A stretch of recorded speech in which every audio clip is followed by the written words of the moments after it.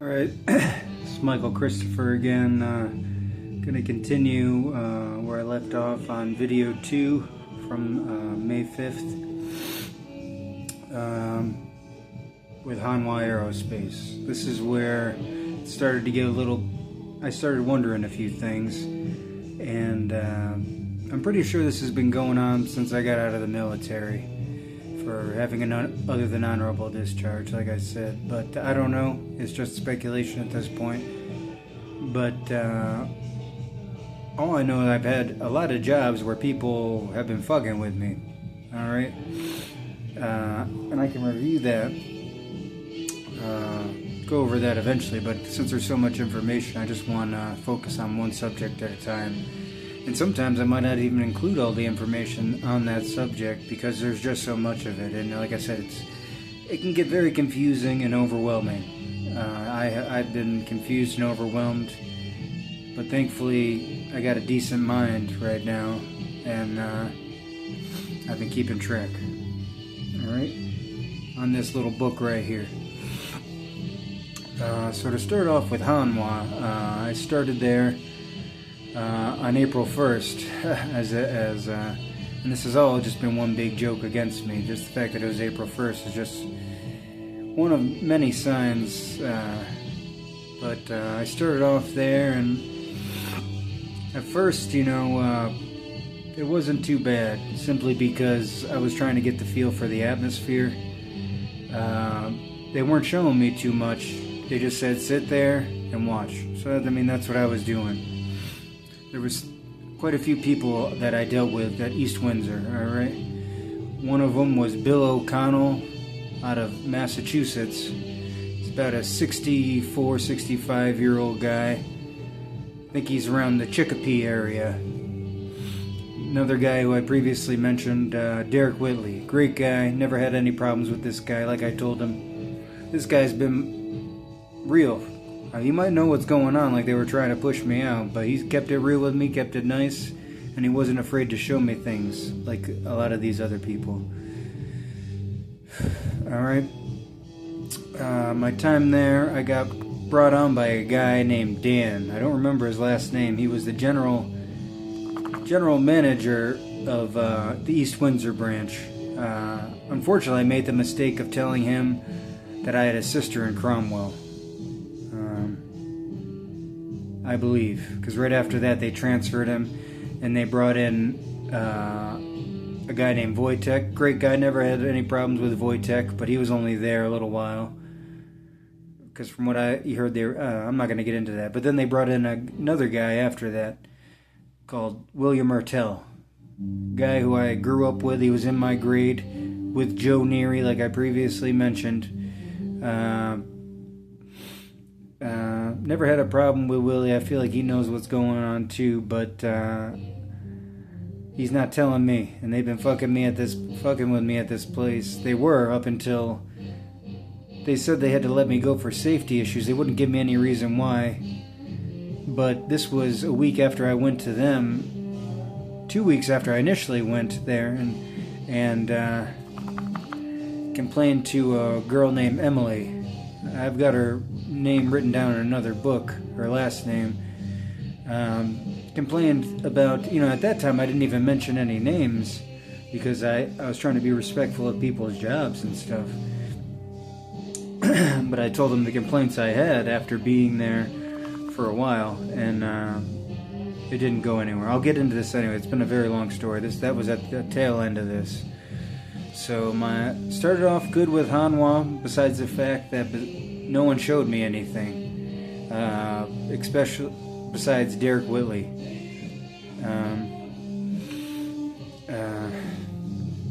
There was a guy named Paul Krasser who turned out to be a supervisor. They kind of moved him to supervisor pretty quickly. Paul Krasser barely said a word to me. Even if I tried to talk to him, he wouldn't talk to me. He was keeping it very short. Yes, even though he was a supervisor, he wouldn't explain anything. He would always work through someone. This girl Cindy, he would always have her direct me. He would never wanted to deal with me to protect himself. And then, it went well for a couple months. I was trying to learn, but they weren't showing me anything. I'm the type of person I need, and they wouldn't let me do anything either. They just said sit there. And I'm the type of person, I'm willing to listen, but for me to really learn something, I need to do it once, twice, and actually go through the motions, not just sit there in a chair and try to learn computer things and how to load tools and all sorts of stuff like that. It's better just to be more hands-on and give someone the chance to be hands-on, and that went on for quite a while. I think they always told me to punch in on training, and I always wondered why, but come to reviewing my review, they had like 330 hours, which I don't know. That's off topic, I guess. But so I was always having a problem with Bill O'Connell and this Cindy woman, and of course I never dealt with Cindy too much. And there was quite a few people. You could tell that this was a company called EbTech or something like that. They got bought out by hanwha. And it's just been real weird there since I've been there, because at first I thought it was just, is there a little clique of EbTech people?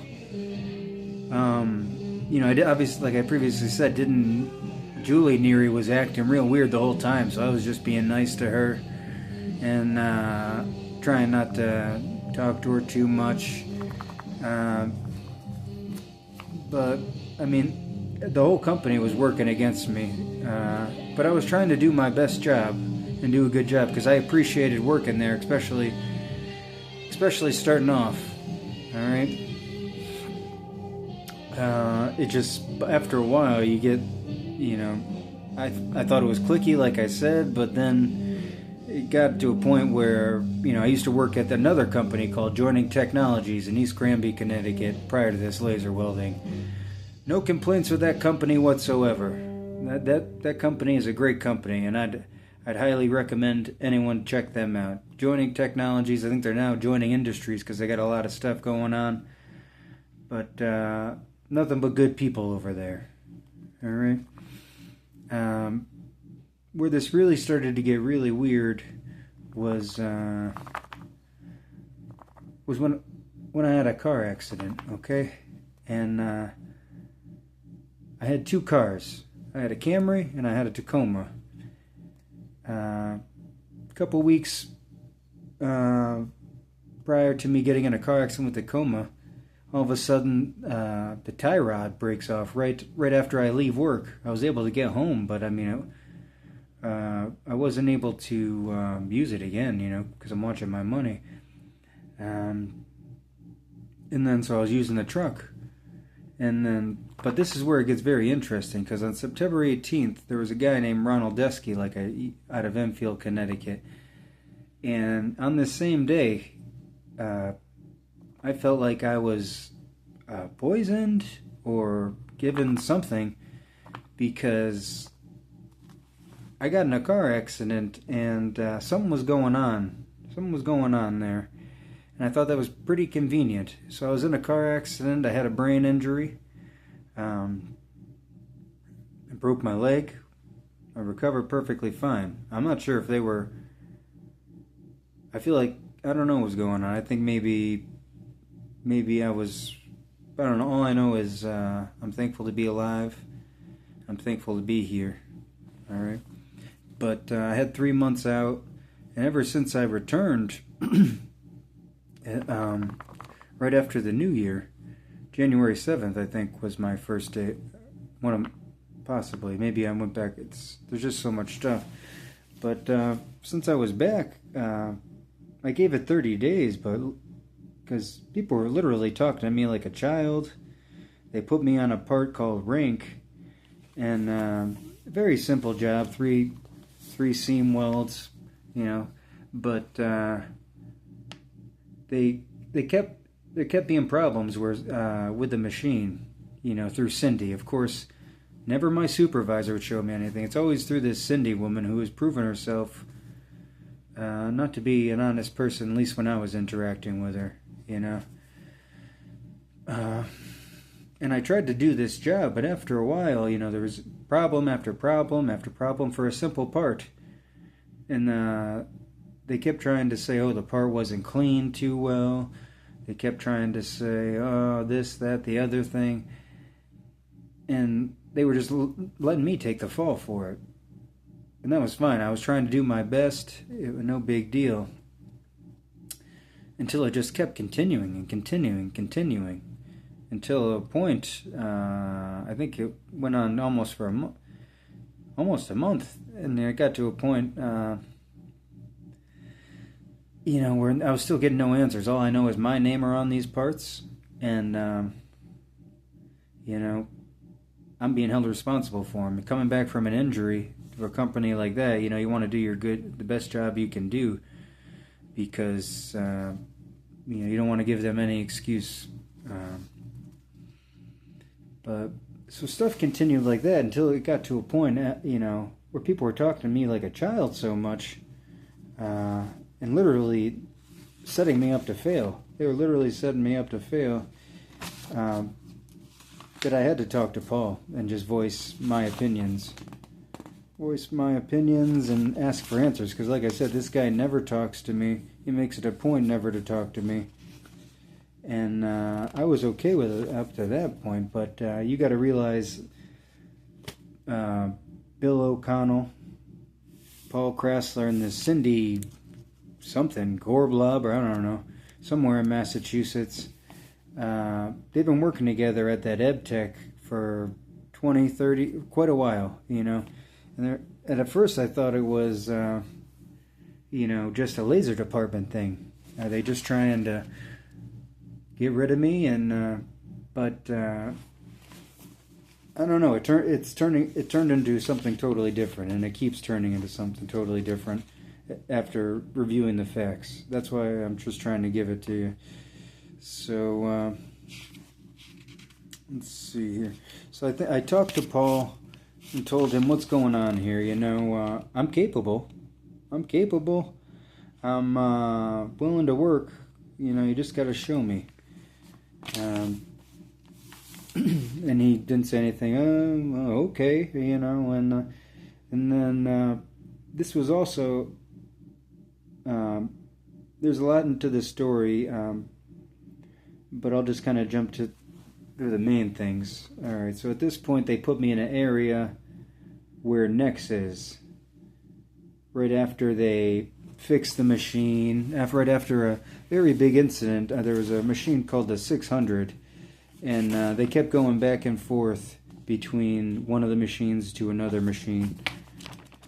And it just got to a point where working with this Cindy one day, where all of a sudden she moved it to another machine, and then she did one part.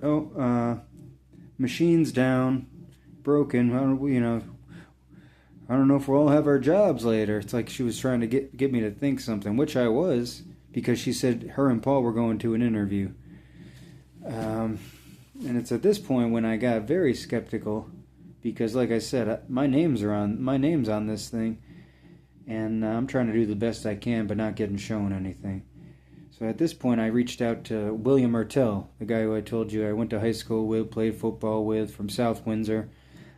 I think he's living in Sturbridge, Massachusetts now. I don't know, but and he said, we'll talk at another time, and given this 15 minutes. I guess this will be a good time to, kind of stop, and I'll continue on the next video. Just realize there's a lot of stuff here leading up to this is just the easier stuff that I thought was going on. First I thought a laser department at hanwha. Then I thought, is it, hanwha trying to get rid of me?